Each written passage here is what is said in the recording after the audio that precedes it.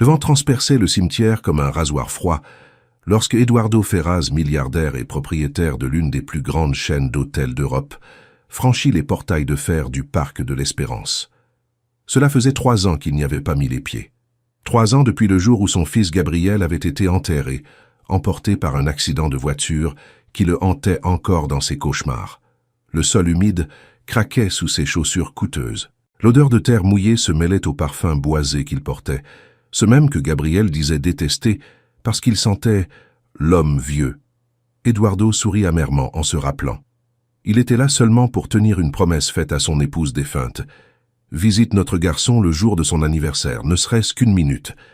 Mais en s'approchant de la stèle de marbre, quelque chose le fit s'arrêter. Quelqu'un était agenouillé devant la tombe. Une jeune femme, en uniforme de serveuse, tenait dans ses bras une fillette d'environ 2 ans. L'enfant pleurait doucement, le visage enfoui dans l'épaule de la femme. Le milliardaire fronça les sourcils. « Excusez-moi, » dit-il, la voix rauque à cause du froid et de la surprise. « Que faites-vous sur la tombe de mon fils ?» La femme se retourna brusquement. Ses yeux bruns étaient gonflés d'avoir trop pleuré. L'uniforme noir et blanc, froissé, portait son nom brodé sur la poitrine. Julia Santos. Elle semblait terrifiée, mais en même temps déterminée. « Pardon, monsieur, » répondit-elle d'une voix tremblante. « Je ne voulais pas vous déranger. J'allais partir. » Eduardo fit un pas en avant observant les fleurs simples sur la stèle, des marguerites, pas des roses comme celles qu'il apportait habituellement. « J'ai demandé ce que vous faisiez ici, » répéta-t-il plus fermement. Julia inspira profondément, serrant la fillette contre sa poitrine. « J'ai connu Gabriel, » dit-elle enfin. « J'ai travaillé dans l'un des restaurants de votre hôtel il y a quelques années. » Le cœur d'Eduardo manqua un battement. « Et qu'est-ce que cela a à voir avec mon fils ?»« Il était gentil avec moi, » répondit-elle, essuyant une larme. « Il était le seul à me traiter comme une personne. » Le milliardaire garda un regard froid. Il avait entendu beaucoup d'histoires de femmes disant avoir connu son fils après sa mort. Certaines demandèrent de l'aide, d'autres voulèrent de l'argent. Mais il y avait quelque chose chez Julia qui le désarmait. La sincérité dans le regard, la peur mêlée de dignité. « Et cet enfant ?» demanda-t-il, pointant la fillette, qui maintenant l'observait avec curiosité. Julia hésita, comme si elle cherchait du courage quelque part en elle. « Elle s'appelle Alice », répondit-elle doucement. Eduardo regarda de plus près. La fillette avait des boucles brunes, des yeux clairs, et la même expression curieuse que Gabriel quand il était petit. Un frisson lui parcourut l'échine. « Quel âge a-t-elle » ? 2 ans. Julia détourna le regard. 2 ans et 3 mois. Le milliardaire resta silencieux. Gabriel était mort il y a 2 ans et 4 mois. Les comptes collaient. Le sang sembla geler dans ses veines. « Qu'êtes-vous en train de suggérer que cet enfant est... » Il ne termina pas la phrase. Julia hocha simplement la tête. « Je ne suis pas venu demander quoi que ce soit. Je voulais juste qu'elle connaisse son père, même comme ça, de cette façon. » Eduardo sentit le sol s'effondrer sous ses pieds. Son instinct initial fut de nier, de renvoyer cette femme, de l'accuser d'opportunisme. Mais le regard de la fillette l'en empêcha. C'était comme regarder son propre fils en miniature. « Gabriel ne m'a jamais parlé de vous, » murmura-t-il. « Je sais, » répondit Julia avec amertume. « Il a essayé, mais Madame Margaret... » Elle s'arrêta, regrettant d'avoir prononcé le nom. « Ma femme. » Eduardo serra la mâchoire. « Qu'a-t-elle à voir là-dedans? Elle m'a fait licencier. Elle a dit que je n'étais pas convenable pour le cercle de Gabriel. Je n'ai su qu'après sa mort, qu'elle avait tout interféré. » Eduardo porta la main à son visage, respirant profondément. Il se rappelait les disputes avec Margaret au sujet du fils qui fréquentait des gens inappropriés. Il se rappelait qu'elle disait qu'il y avait une fille et qu'elle s'occupait du problème. Il n'avait jamais posé plus de questions. Maintenant, le problème était là, en chair et en os, tenant une fillette au visage de Gabriel. « Pourquoi êtes-vous revenu maintenant ?» demanda-t-il, la voix durcissant pour cacher l'émotion. « Parce que c'est son anniversaire aujourd'hui, » répondit Julia. « Et parce qu'elle... » regarda sa fille. « Demande tout le temps qui est son père. Je voulais qu'elle sache qu'il était une bonne personne. » Un silence lourd s'installa entre eux.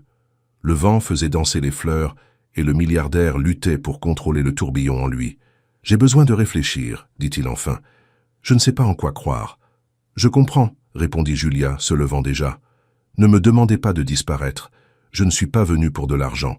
Elle s'éloigna lentement, la fillette dans les bras. Eduardo resta immobile, les observant jusqu'à ce qu'elles disparaissent entre les rangées de tombes. Quand il se tourna enfin vers la stèle, il murmura d'une voix étranglée « Qu'as-tu fait, Gabriel ?» Cette nuit-là, Eduardo ne put dormir. Le souvenir du visage d'Alice le hantait. Il ouvrit une bouteille de whisky, mais l'alcool n'effaçait pas l'image de la fillette souriante, ni les mots de Julia résonnant dans son esprit. Le lendemain, il appela l'ancien gérant du restaurant de l'hôtel Ferraz Palace. « Il faut que vous cherchiez dans les registres. Une employée nommée Julia Santos, serveuse, a travaillé il y a environ 3 ans. » Des heures plus tard, le gérant rappela.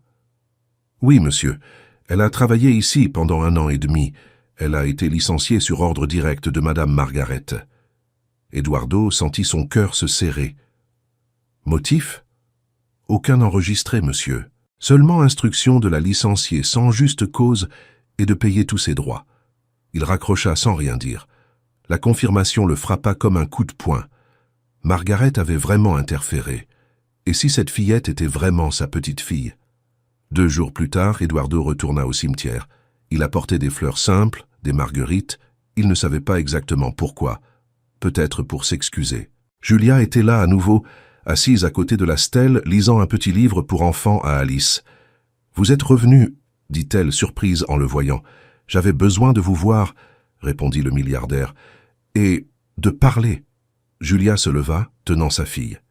Eduardo regarda Alice qui le fixait avec curiosité, suçant son pouce. « Puis-je la tenir ?» demanda-t-il, sans savoir d'où venait cette impulsion. La jeune femme hésita, mais la fillette tendit les bras vers lui. Eduardo la prit, sentant le petit corps se blottir contre son costume coûteux. Un nœud se forma dans sa gorge. « Elle a ses yeux, » murmura-t-il. « Tout le monde le dit. » Julia sourit tristement. Et le sourire aussi.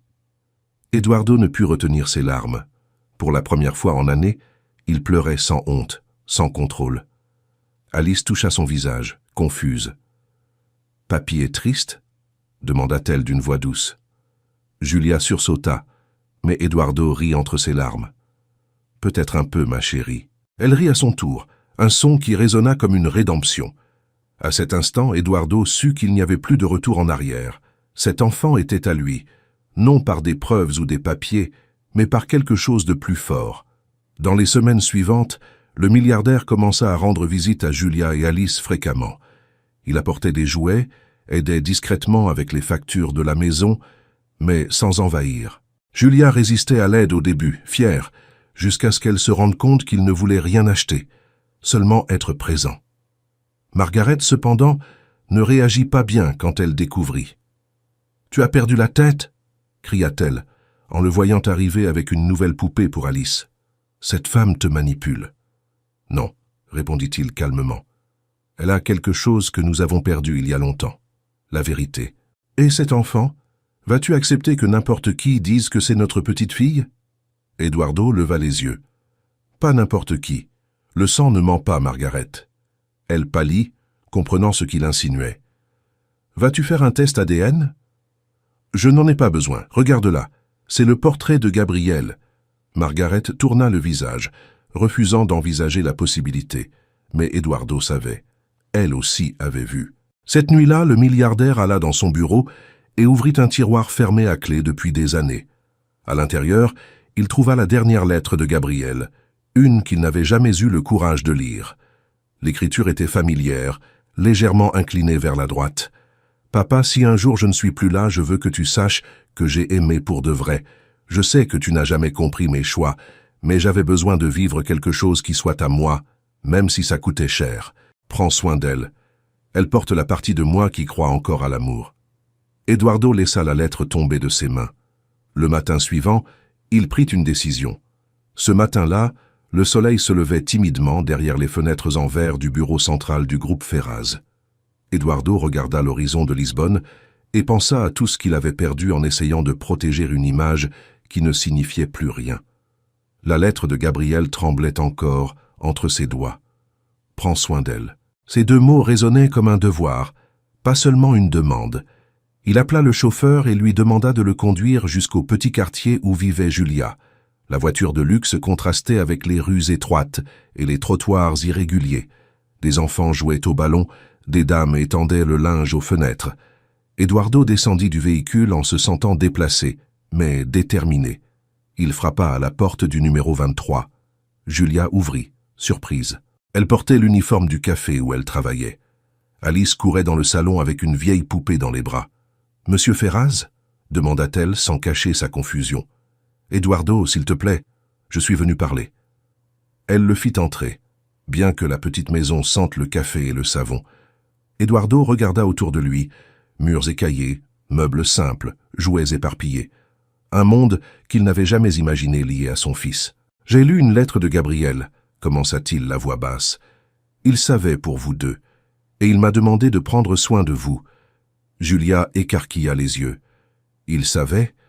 Eduardo hocha la tête. « Il l'a écrite avant de mourir. Il a dit que tu étais la seule chose vraie qu'il ait eue dans la vie. » Les larmes emplirent les yeux de la jeune femme. Elle s'assit lentement, portant la main à sa bouche. « Il allait revenir, je le savais. »« Il allait, » confirma Eduardo. « Et j'ai échoué avec lui. » Pendant quelques minutes, seul le bruit lointain d'Alice jouant emplissait l'air. Quand Julia reprit la parole, sa voix était ferme, mais chargée d'émotion. « Vous n'êtes pas coupable. La faute est aux circonstances. La faute est à nous, » corrigea le milliardaire. « À moi et à Margaret. Nous l'avons enfermée dans une cage dorée et nous avons appelé ça de l'amour. » Julia inspira profondément, essuyant ses larmes. « Et qu'allez-vous faire maintenant ?» Eduardo sourit tristement. « Ce que j'aurais dû faire il y a longtemps. Reconnaître ma petite fille. » Avant qu'elle puisse répondre, Alice courut vers eux avec la poupée dans les mains. « Papy, regarde !» dit-elle avec une joie spontanée. Le mot « papy » tomba sur Eduardo comme une bénédiction et une blessure à la fois. Il prit la fillette dans ses bras et répondit d'une voix étranglée. « Elle est magnifique, mon amour. » Les semaines suivantes furent un mélange de tendresse et de tension. Eduardo rendait visite à Julia et Alice presque tous les jours, parfois avec des fleurs, d'autres fois simplement avec l'envie d'entendre des histoires sur son fils. La fillette s'attacha rapidement au papy de l'hôtel, comme elle disait aux voisines, mais tout le monde n'était pas heureux de cet rapprochement. Une nuit, en rentrant chez lui, Eduardo trouva Margaret qui l'attendait dans le salon, le visage tendu et les yeux froids. « Tu transformes le nom de notre famille en farce, » dit-elle sans détour. « J'essaie de réparer ce que nous avons détruit. »« Répare seul, alors. Je ne vais pas cautionner cette mascarade. » Eduardo s'approcha, contrôlant sa colère. « Mascarade. Cette fillette est de notre sang. »« Tu en es sûr ?» rétorqua Margaret. « Ou veux-tu juste y croire parce que tu as besoin de rédemption ?» Il ne répondit pas. Il marcha jusqu'à l'étagère et prit la lettre de Gabriel. « Lys. » Margaret hésita, mais lut. À mesure que les lignes avançaient, l'orgueil se dissolvait en larmes silencieuses. À la fin, elle resta immobile. « Il savait, » murmura-t-elle. « Et moi, je l'ai empêché. » Eduardo posa une main sur son épaule. « Il est encore temps de faire ce qui est juste. » Mais Margaret se tourna simplement. « Peut-être pour toi. Je n'ai plus la force d'affronter tout ce que j'ai fait. » Le matin suivant, Eduardo alla à la tombe de Gabriel. Le ciel était nuageux, le vent froid, et les marguerites de la veille commençaient déjà à faner. Il resta debout de longues minutes, en silence. « Je l'ai trouvée, mon fils, dit-il enfin. Elle est forte, douce comme toi. Et Alice? Alice est une lumière. Je jure que je veillerai sur elle comme j'aurais dû veiller sur toi. » Derrière lui, il entendit des pas légers. C'était Julia tenant Alice par la main. La fillette courut jusqu'à la tombe et posa un dessin coloré sur la stèle. « Je l'ai fait pour papa, » expliqua-t-elle. « C'est lui au ciel avec plein d'étoiles. » Eduardo s'agenouilla et passa la main sur le papier. « Il va adorer, ma chérie. » Julia observait en silence, luttant pour retenir ses larmes. « Elle parle de lui tout le temps, dit-elle, même sans l'avoir connu. Peut-être que l'amour trouve un chemin, même entre les mondes. » Alice le regarda et, avec la simplicité d'une enfant, demanda « Papy, papa va revenir ?» Eduardo déglutit. « Non, mon amour, mais il est toujours là. » Il pointa la poitrine de la fillette. « En toi. » Elle sourit, satisfaite de la réponse, et courut jouer entre les fleurs. Dans les mois suivants, Eduardo s'intégra à la routine de la mère et de la fille. Il leur rendait visite après le travail, allait chercher Alice à la crèche, aidait Julia à rénover le petit appartement. Les gens du quartier commencèrent à l'appeler le grand-père élégant. Mais à mesure que le lien grandissait, la résistance de sa famille grandissait aussi. Les frères de Margaret le pressaient de préserver l'héritage. Le conseil du groupe Ferraz exigeait qu'il s'éloigne des affaires personnelles compromettantes. « Vas-tu tout jeter par la fenêtre pour une serveuse et une enfant ?» demanda l'avocat, Dr Henrique, lors d'une réunion. Eduardo répondit sans hésiter. « Pour l'amour, oui. » L'homme secoua la tête. « Ce n'est pas rationnel. » « L'amour ne l'est jamais. » Eduardo se leva et sortit, laissant les associés stupéfaits. Cette nuit-là, il alla au café où travaillait Julia. Elle le vit entrer et sourit, mais le sourire s'effaça quand elle remarqua son expression. « Il s'est passé quelque chose ?»« Ce qui se passe toujours quand le pouvoir se sent menacé, » répondit-il. « Ils veulent m'éloigner de vous. »« Et vous allez les laisser faire ?» Eduardo prit sa main par-dessus le comptoir. « Plus maintenant, j'ai passé toute ma vie à choisir ce qui était bien pour les autres. Maintenant, je choisis ce qui est bien pour moi. » Alice apparut en courant de la cuisine, couverte de farine, riant. « J'ai fait un gâteau avec Tata Rosa. » Eduardo rit avec elle. Ce son valait plus que n'importe quel conseil d'avocat. Quelques semaines plus tard, Julia reçut un appel de l'hôpital municipal. Alice avait une forte fièvre et devrait être hospitalisée pour observation. Eduardo lâcha tout et alla immédiatement les rejoindre. Il trouva la fillette pâle, mais souriante, balançant l'ours en peluche qu'il lui avait donné. « Papy est venu, » dit-elle d'une voix faible. « Bien sûr qu'il est venu. Je ne raterai ça pour rien au monde. » Quand le médecin entra, il expliqua que c'était seulement une infection virale. Rien de grave. Mais la frayeur servit à unir encore plus cette famille improbable. Au milieu de la nuit, tandis que Julia dormait sur une chaise à côté du lit, Eduardo observait Alice respirer. Il toucha sa main et murmura « Tu m'as rendu la vie, petite. » Le jour de la sortie, Margaret apparut à l'hôpital. Elle était différente. Vêtements simples, visage fatigué, yeux humides. Eduardo la regarda en silence, surpris. « Je voulais la voir, » dit-elle. « Je peux ?» Julia hocha la tête, bien que tendue. Margaret s'approcha du lit, observant la fillette endormie. « Elle ressemble à Gabrielle, » chuchota-t-elle, jusqu'à la façon de froncer le nez.